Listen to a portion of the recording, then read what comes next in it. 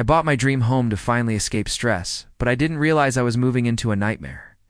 The HOA president, Karen, fined me $1,000 for something so petty.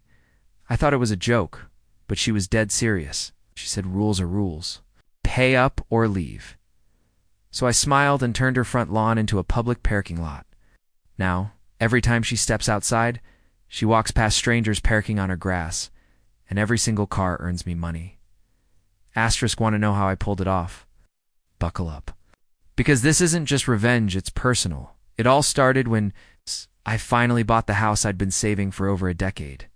A quiet corner lot in a clean, gated neighborhood. I was excited. The yard was perfect, the driveway had space for my nephew to shoot hoops, and for once, I felt like I could breathe. But within 3 days, I got my first HOA notice. Paper taped to my door, not mailed, not emailed. With bold red letters, violation, unapproved sports equipment. It was just a basketball hoop, temporary on wheels. I thought it was a misunderstanding until I met Karen, the HOA president. Blonde bob, pastel sweater, clipboard in hand, and an attitude that screamed, I run this neighborhood. She said, this is a community, not a playground. Remove it or face penalties. I politely told her it was for my 12-year-old nephew. Her smile dropped. Rules are rules. That phrase, I'd hear it a lot. Over the next 2 weeks, Karen escalated everything. I got notices for parking too close to the curb, for not bringing in my trash can within the hour, and even for a tiny weed growing by my fence. I was starting to realize this wasn't about rules. It was about control. 3 weeks after I moved in, I came home from work to find a thick envelope taped to my front door. Inside was a formal violation letter from the HOA, citing multiple infractions and issuing a $1,000 fine. The final straw? That same basketball hoop? According to the letter, it violated HOA aesthetics, posed a safety hazard, and had received multiple warnings. I stood there frozen, reading the document over and over like it would change. Received any warnings beyond the first verbal comment from Karen. The fine felt like a personal attack. I tried to stay calm and called the HOA office. Karen picked up. Her tone was smug as she told me everything had been documented and approved by the board, which I later found out was just 3 people, including Karen and her best friend Asterisk. I asked for a hearing. She laughed and said, You're welcome to appeal, but the fine will still double if unpaid. That night I couldn't sleep. I sat on my back porch, staring at the moon, thinking about how one woman could make an entire neighborhood feel like a prison. That's when I decided I wasn't going to play defense anymore. If Karen wanted a war over rules, I was going to bury her in paperwork legally. The next morning, I took a personal day off work and drove straight to the city zoning office. I started digging through public records, something Karen clearly didn't expect anyone to do. I requested every file related to her property, her HOA registration, and building permits in our neighborhood. It took hours, but what I found made my heart race. Karen's house, the same one she used to lecture neighbors about keeping pristine, had multiple unregistered modifications. A second garage, a backyard shed converted into a guest house, even a large deck that extended well past her property. Line all built without permits.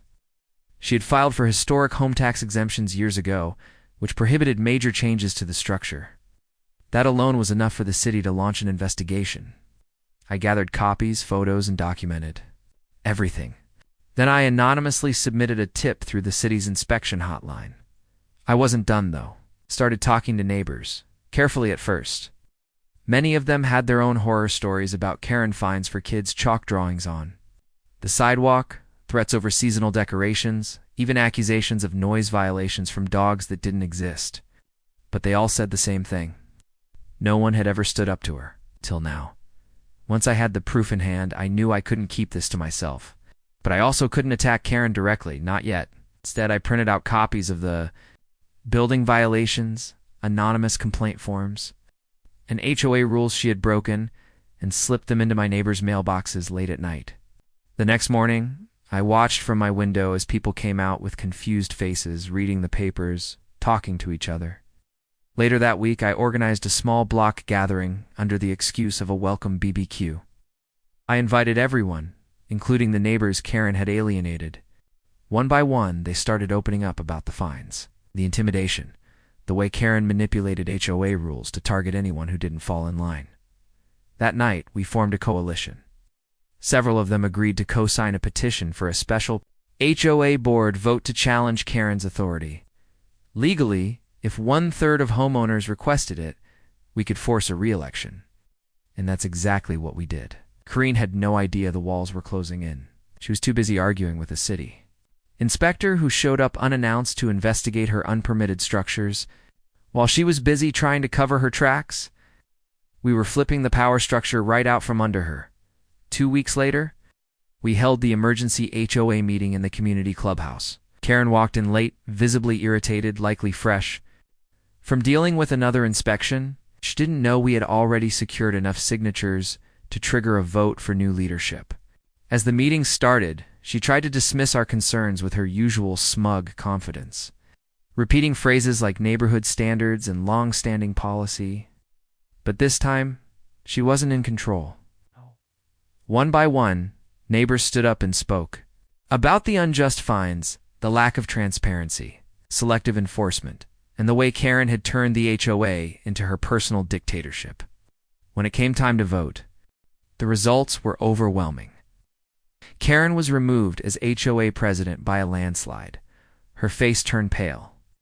For the first time since I moved in, she was speechless. But I didn't celebrate. Not yet. I had one more move to play. While everyone thought the drama was over, I quietly finalized my property survey, which showed that part of Karen's front lawn, mailbox, and a section of her side driveway were all on my land. And unlike her, I had the documents to prove it. Paperwork, and waited for the court's ruling. Knowing I was about to hit her where it hurt most, the court ruling came in faster than I expected. My property survey was accurate, and the judge confirmed that the portion of land Karen had used for years, her mailbox area, a strip of grass she had decorated with expensive landscaping stones, and a corner of her driveway legally belonged to me. Karen tried to argue, even cried in front of the judge, but the law was clear. I now had the right to do whatever I wanted with that land. Most people would have let it go at that point, satisfied with the victory, but not me. I was tired of her games, and I wanted a permanent reminder that she couldn't bully people forever. So I went to the city office, got a permit, and officially rezoned that little strip as commercial use parking. Then I reached out to a local food truck and a car-sharing company. Within a week, I had a mini parking space installed, just big, enough for one truck and 2 compact cars right in front of her home. The food truck parked there every Friday and Saturday, drawing people from all over the area. Cars rolled in, music played, and customers sat outside just steps from Karen's living room window. She was furious, but there was nothing she could do. It was legal, it was mine, and it was profitable. It didn't take long for Karen to unravel. The once proud queen of the neighborhood now sat behind closed blinds, peeking through the slats at the steady stream of strangers parking on what used to be her perfectly manicured front yard. Every Friday evening, the food truck crowd gathered, laughing and eating, while Karen fumed silently inside. One morning, I caught her trying to argue with the truck owner, waving a binder full of outdated HOA rules, but he just pointed to the city permit posted on the truck's window and shrugged. She had no power anymore. Not in the HOA. Not over her property. Not over me. Eventually, she stopped showing her face altogether. Her yard went untrimmed, her flower beds wilted, and her pride faded right along with them. She tried to sell her house, but my parking lot kept potential buyers from closing the deal. Her reputation had crashed. The neighbors she once intimidated now ignored her. She had no allies, no control, and no way out. And the best part? Every time someone parked there, every dollar the food truck brought in, a portion of it went. To me, it wasn't just revenge. It was justice with monthly payments. One quiet Sunday morning, just as I was sipping coffee on my porch, Karen finally walked over. Her posture was stiff, her face pale, and she held a small envelope in her hand. For a moment, I thought maybe she was ready to apologize, to acknowledge everything she had done. But instead, she stood at the edge of my driveway, or what used to be hers, and said in a strained voice, "I'm asking you, as a neighbor, can you please take it down?" She meant the parking lot. I set my cup down and looked at her carefully. This was the same woman who had fined me for a basketball hoop, who mocked me over the phone, who tried to use the system to crush me, and now she was begging. I calmly replied, "Do you remember what you said when I asked for leniency?" She hesitated. I reminded her, rules are rules. Her eyes welled up, and for the first time I saw what was beneath all that arrogance, fear, regret, and loneliness. She didn't respond. She just turned around and walked away slowly, back to the house she used to rule over, now surrounded by a community that no longer feared her. I didn't need to gloat.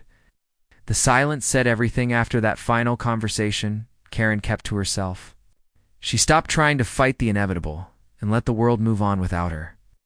The food trucks stayed, the parking spaces stayed, and so did my new sense of peace. What started as a petty $1,000 fine became a monthly income stream that now helps pay my mortgage, even expanded the space, adding a bench and some flowers, ironically making it more welcoming than anything Karen ever allowed in the neighborhood. My neighbors still thank me for standing up to her. Some of them even said they finally feel like they can enjoy their homes again, without living in fear of a warning letter or a fake violation. I never wanted to be the guy who brought drama to the block. I just wanted to live in peace. But when someone tries to control others through intimidation and fake authority, sometimes the only way to fight back is by beating them at their own game. And in the end, the woman who once ruled this place with fines and threats now wakes up every morning to the sound of people laughing, eating, and parking right outside her window on my land. That's not just revenge, it's freedom.